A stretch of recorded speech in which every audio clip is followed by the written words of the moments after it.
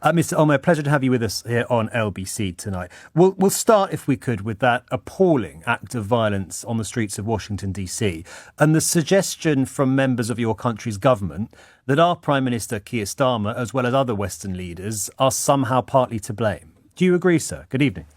Not entirely not.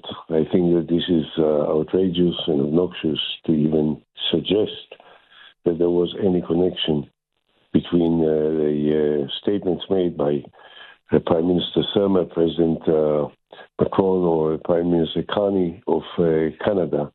I'd rather say that there is more likelihood that they heard what Netanyahu and Ben-Gvir and Smotrich say in order to provoke this terrible terrorist attack. What I say is that what the Netanyahu government is doing today is certainly defaming the reputation of the state of Israel and the people of Israel. What they are doing in Gaza, and some of them are doing in the West Bank as well, is totally intolerable and unacceptable.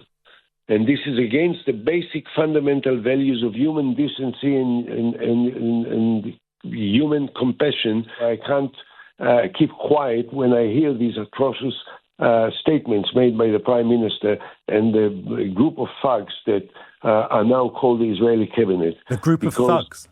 Yes.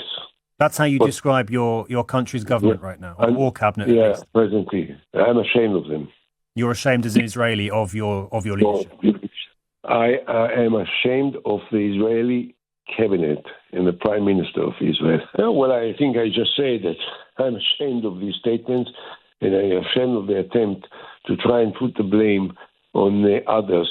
It is incumbent upon Israel and upon the Israeli government to make sure that all the humanitarian needs in Gaza are provided effectively and rapidly.